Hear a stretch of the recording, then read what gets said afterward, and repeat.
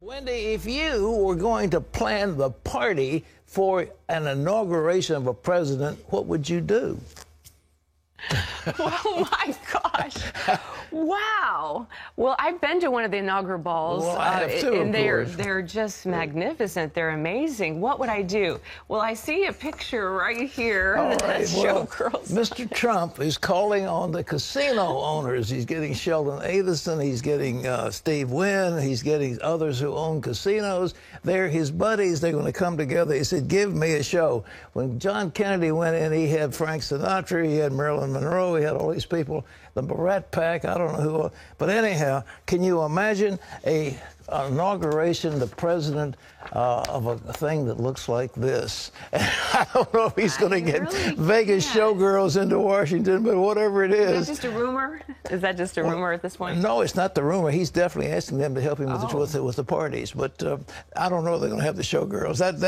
That's just a little flight of fancy. But you've been in West Virginia, by the way. Oh, I was in West Virginia yesterday at the Greenbrier interviewing the new governor-elect, Jim Justice, who owns the Greenbrier. Yes. And we had a magnificent time. You know, he's so much like Donald Trump. Even though he is a Democrat, he's really a very conservative Democrat. He just changed from being a Republican. He's West Virginia's only billionaire, Pat. Oh, is he? So he's a billionaire businessman.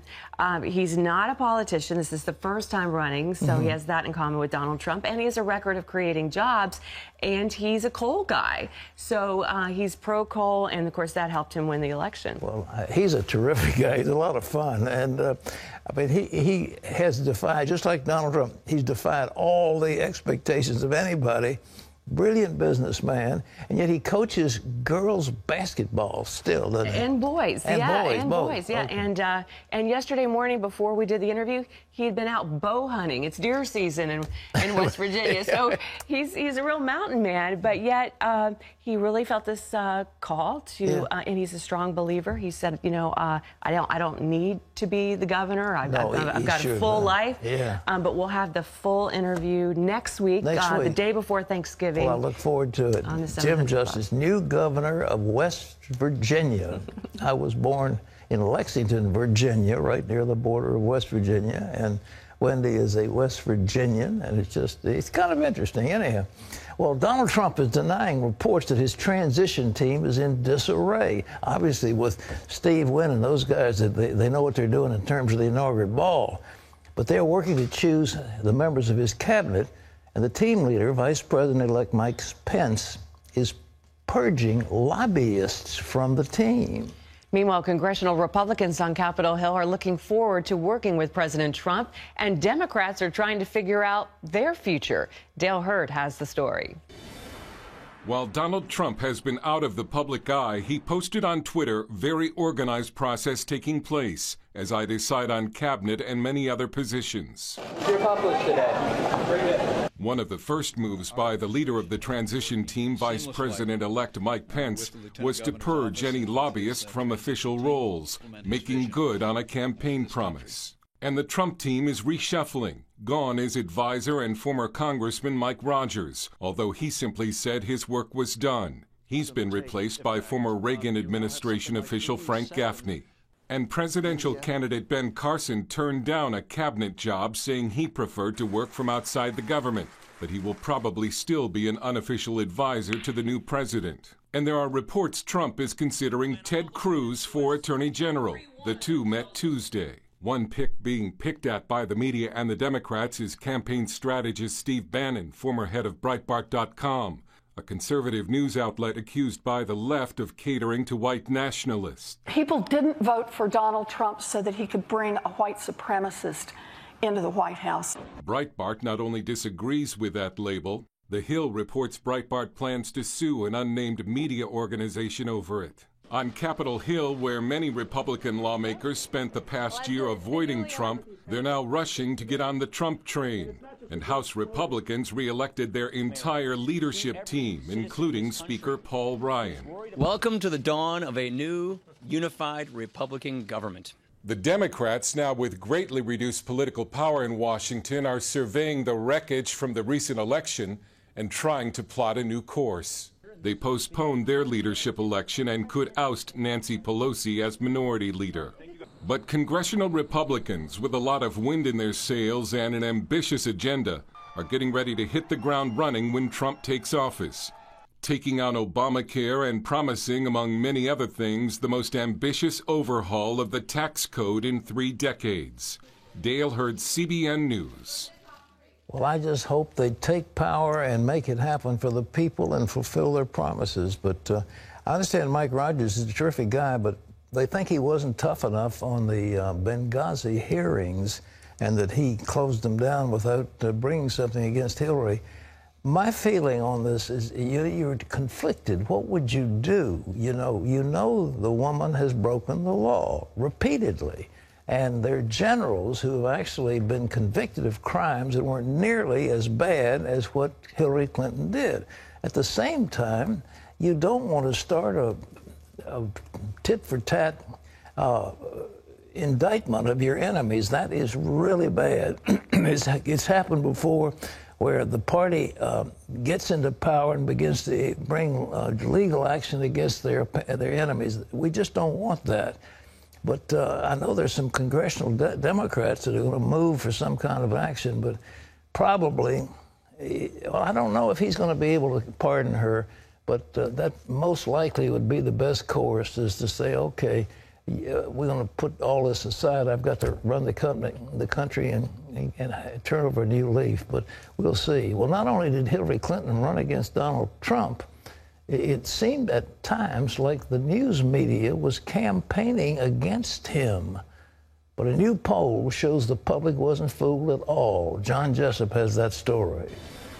That's right, Pat. The public believed that the reporting was tilted in favor of the Democratic candidate, according to a poll from the Media Research Center and YouGov.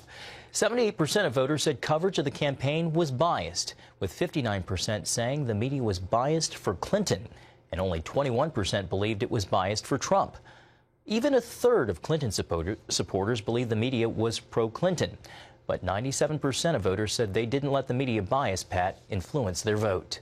Well, they obviously didn't. But, you know, that self-serving thing that young Sulzberger, Punch Sulzberger was an ex-Marine. He was quite a nice guy. And I don't know if he died or retired or whatever, but his son took over. But the statement he made is, well, we're going to be fair and balanced, and we're still going to be great purveyors of the truth and the news. Well, it was all baloney. The New York Times was in the tank for Hillary. It was just disgraceful what they did, and they lost credibility. They were the official standard of American journalism, no question about it.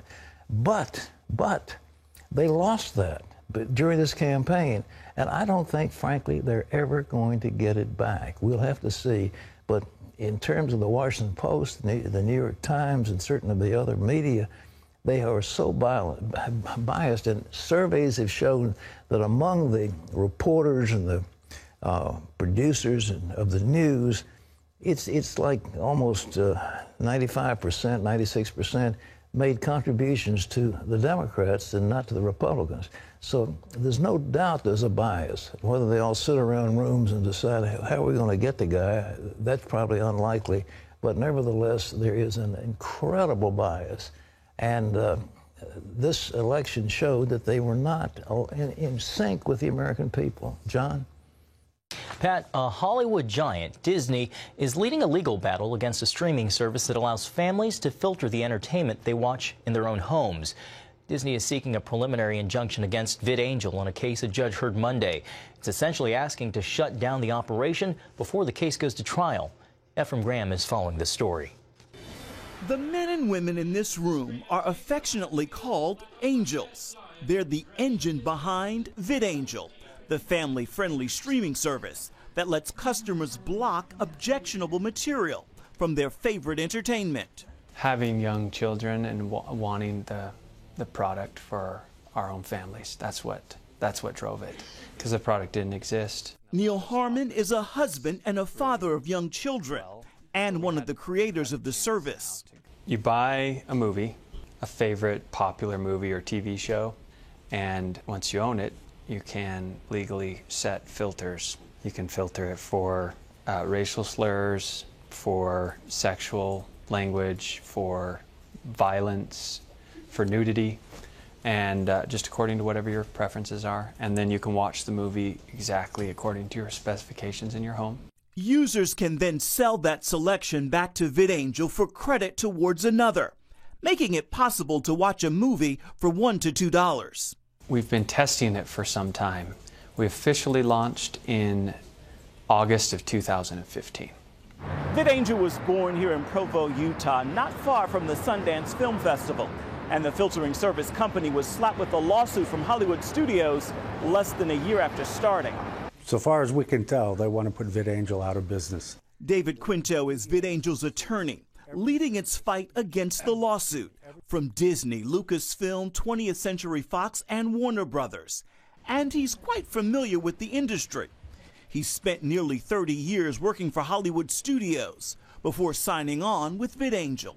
We've called the court's attention to the fact that 40,000 people voluntarily donated money to VidAngel's legal defense fund without getting anything in return. VidAngel supporters have invested $10 million for its legal defense, written more than 8,000 support letters, and more than 16,000 emails. Do you think it loses punch by moving to the Death Star metaphor there? The company's creative team is also hard at work on fun ways to make their case even clearer to those customers. There's a feeling in the air and a sense among the people who use VidAngel that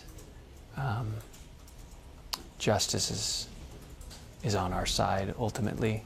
We just need to get there. Ephraim Graham, CBN News, Provo, Utah. Thanks, Ephraim. Well, Monday's hearing is the first for this case, but a full trial may not come for another year. Pat, back to you. Well, I would think the Supreme Court is very much on the side of freedom of expression in the First Amendment, and the idea of trying to shut down a competitor is appalling. And these film companies, it looks like just a bunch of bullies trying to beat up on a little bunch in Utah that are trying to have clean films in their home.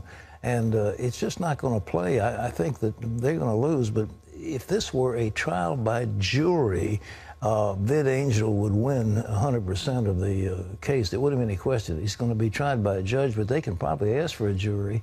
But I don't know the legal technicalities. But if they had a jury of their, quote, peers, the peers would say, we don't like bullies.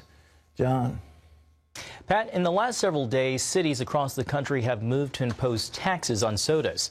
Business Insider reports 3 cities in the California Bay Area, San Francisco, Oakland, and Albany, voted for a tax of 1 cent per ounce. Cook County in Illinois, which includes Chicago and its suburbs, also passed a measure that has a 1 cent per ounce tax. And in Boulder, Colorado, voters went for a tax of 2 cents per ounce. The beverage industry has long resisted such taxes, saying they don't really have any health benefits. But Pat, Business Insider says the votes show the increasingly negative perception sugar has in the United States. Well, you could imagine a 16-ounce super whatever gulp times 2 cents. That's 32 cents a shot. That's a lot of money. It is. Yeah. Yesterday I had a little Coke in a bottle. It was like a little mini glass bottle. I don't know why, but Coke, it just tastes so much better in the glass bottle. I can never resist that if I see that, which has nothing to do with the taxes, but I don't think it was taxed. Well, I think sugar is really bad for you, and I think, you know, they've got some other things in soft drinks that, you know, take your bone strength away and they leach the calcium and all the rest of it. So, anyhow, it's interesting that this is coming up. Don't do what I do. You don't. Don't do what I do. Well, you climb a mountain to make up for it. All right.